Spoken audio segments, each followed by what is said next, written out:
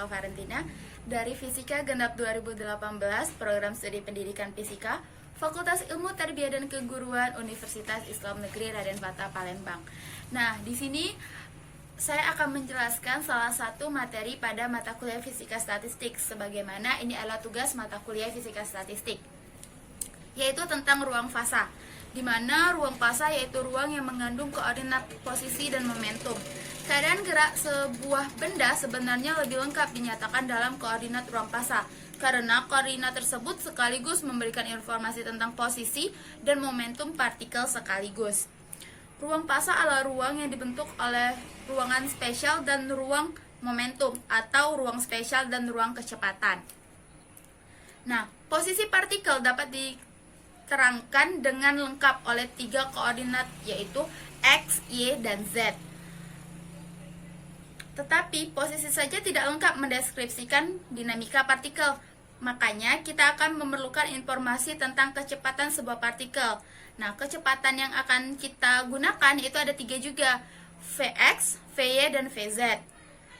Dengan demikian, dinamika sebuah partikel dapat dijelaskan secara lengkap oleh 6 elemen koordinat, yaitu X, Y, Z, Vx, Vy, dan Vz. Nah,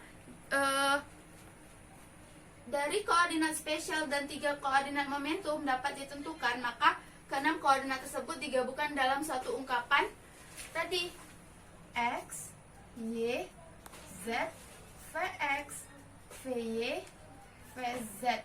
Dimana kalau kita ilustrasikan koordinat ruang fasanya, di sini adalah Z, Pz, Y, Py, Z, dan X, Px. Selanjutnya, setelah kita mengetahui definisi ruang fasa, kita akan ke elemen volume ruang fasa.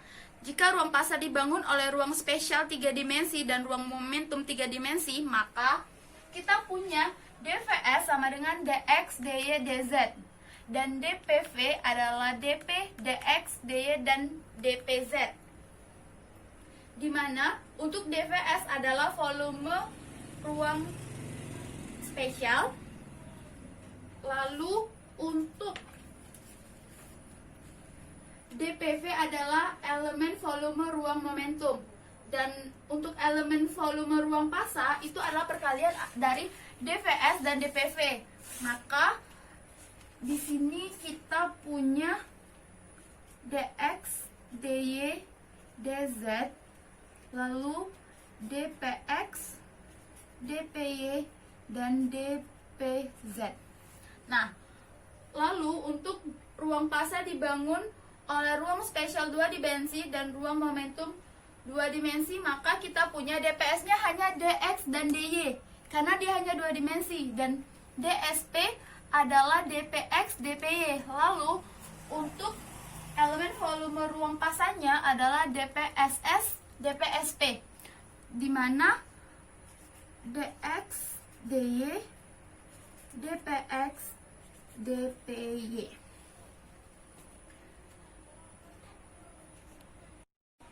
Nah, lalu untuk ruang spesial 1 dimensi, kita punya dps sama dengan dx,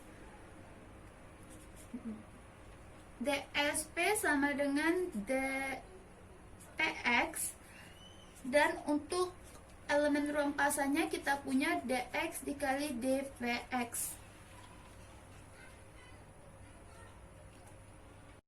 Lalu kita akan menjelaskan tentang energi kinetik, di mana tujuan elemen kecil volume dalam ruang fasa dibatasi oleh koordinat ini, di mana x antara x sampai x plus dx, antara y sampai y plus dy, antara z plus dz, antara px sampai dengan ps plus dpx, antara py sampai dengan py plus dpy, dan dpz,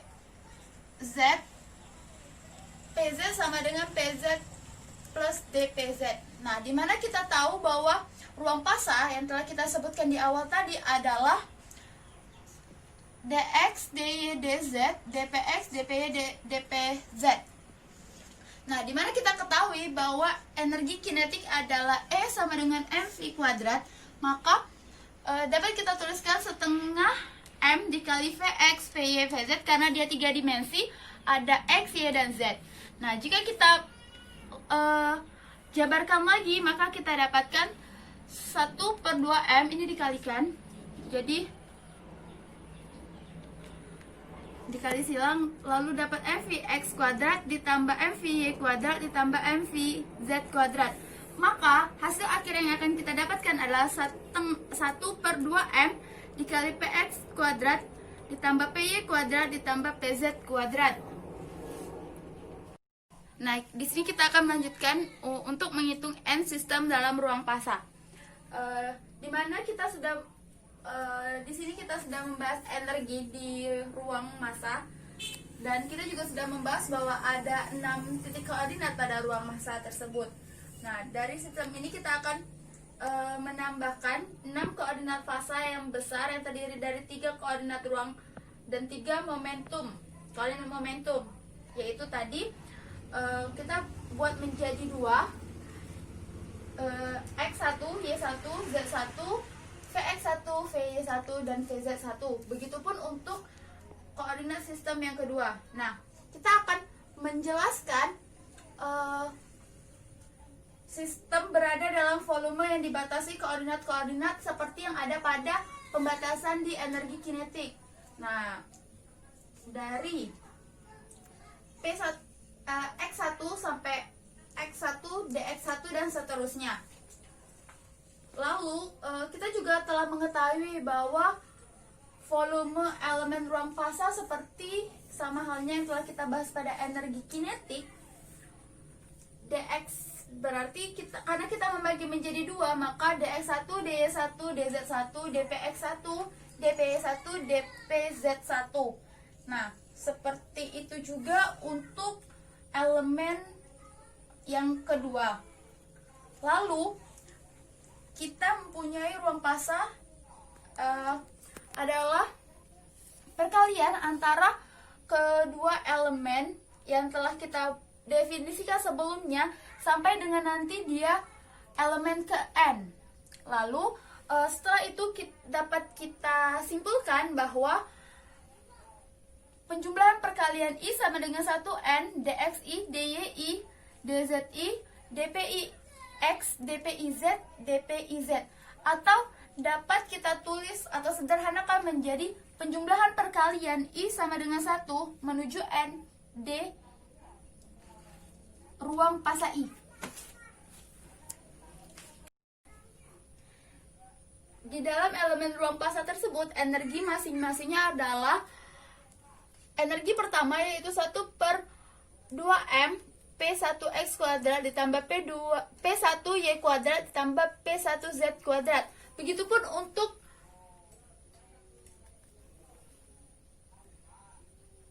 energi pada ruang fasa yang kedua sampai dengan energi ruang fasa ke N. Jadi N ini adalah berapa banyak jumlah ruang fasa, ya elemen ruang fasanya itu. Jadi total N sistem yang menempati ruang fasa dalam persamaan tersebut itu dapat kita tulis sama dengan E sama dengan E1 ditambah E2 ditambah seterusnya sampai dengan EN, di mana sama dengan penjumlahan I sama dengan 1 menuju N dari EI. Atau dapat kita tuliskan penjumlahan I sama dengan 1 menuju N dari PI kuadrat PIX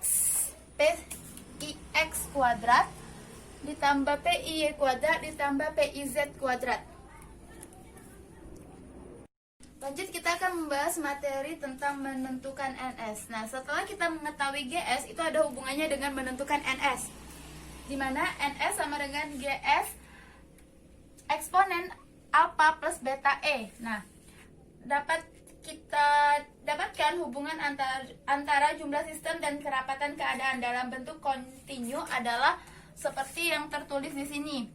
NE DE sama dengan 2V V beta dikali 2M pangkat 3/4 E pangkat setengah DE dikali dengan eksponen A plus beta E, di mana 2V VB dikali dengan 2M pangkat 3/2 eksponen alpha plus beta E dikali pangkat setengah DE. Nah, lanjut kita akan menjelaskan tentang volume elemen ruang fasa dinyatakan dalam momentum dan laju. Dari persamaan 3:11 menyatakan elemen volume ruang fasa dinyatakan dalam bentuk energi. Kita juga dapat menyatakan elemen volume tersebut dalam variabel momentum dan momentum atau laju. Nah, kita bergerak dari hubungan antara E sama dengan P kuadrat per 2M. Sehingga kita punya E pangkat setengah itu sama dengan 1/2M pangkat setengah P, di mana DE-nya adalah 1/M P dP. Nah, kita substitusikan persamaan ini, kedua persamaan ini ke dalam persamaan 3:11. Diperoleh ungkapan elemen ruang fasa dinyatakan dalam momentum, yaitu dengan delta tau P sama dengan 2V V 2M pangkat 3/2 dikali dengan 1/2M pangkat setengah P dikali 1/M P dP, atau dapat kita tuliskan dengan P VP kuadrat dP.